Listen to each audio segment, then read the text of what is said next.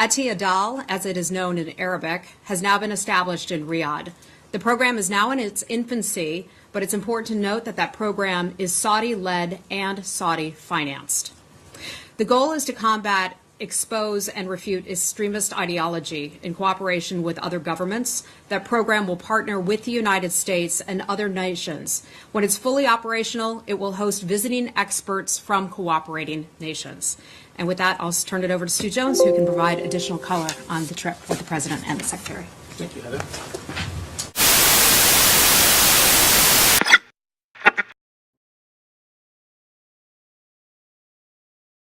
So a quick companion video of sorts to my earlier Kathy Griffin post. This involves another company press conference which happily helps to highlight a key theme I'll be exploring in my virtual abuse series. The star of the show this time is the US State Department's Acting Assistant Secretary of State for Near Eastern Affairs, quite the title, who was just wrapping up a briefing on Donald Trump's recent trip to the Middle East. I want to offer a quick observation about it, but in case you haven't already seen it, sit back and enjoy the cringe-inducing incident in all its pregnant pause glory.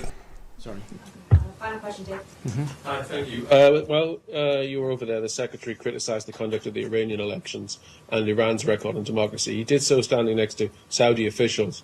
How do you characterise Saudi Arabia's commitment to democracy? And does the administration believe that democracy is a buffer or barrier or against extremism?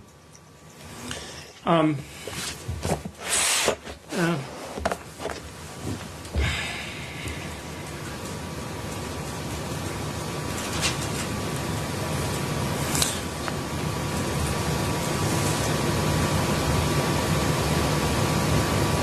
think what we'd say is that at this meeting, we were able to make significant progress with Saudi and GCC partners in both making a strong statement against extremism and also putting in place certain measures through this GCC mechanism where we can combat extremism.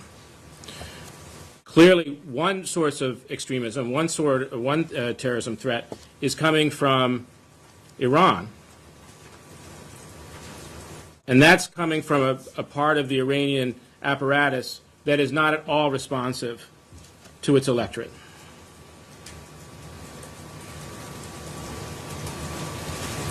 Okay, thanks.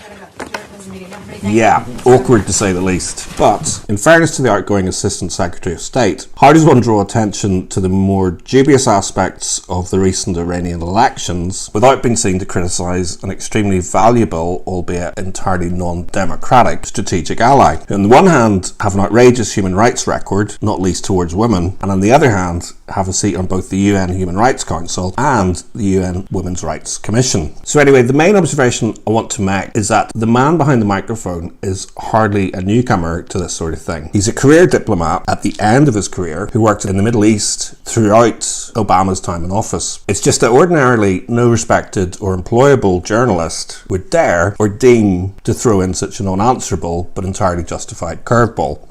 Often the absence of obvious questions in news stories can be as significant and interesting as the actual story that they decide to present. And this is a key theme running throughout the series of videos I'm working on, which document curious tales of virtual abuse. Hopefully you'll agree that it's a worthwhile exercise to document some of the detail behind some of the more dubious claims of internet abuse. But as fascinating as those individual tales may be, one of the key questions I want to address by the end of the series is why journalists and politicians alike so frequently choose to ignore some of the more painfully obvious aspects of these tales whilst significantly over-egging other parts. If you've watched this far, then I suspect that you already know the answer, but nevertheless, why not stick around, subscribe and feed in your own input. I'll leave a link below for part 1 and keep an eye out for part 2, which will be dropping in the next few days. Be seeing you soon.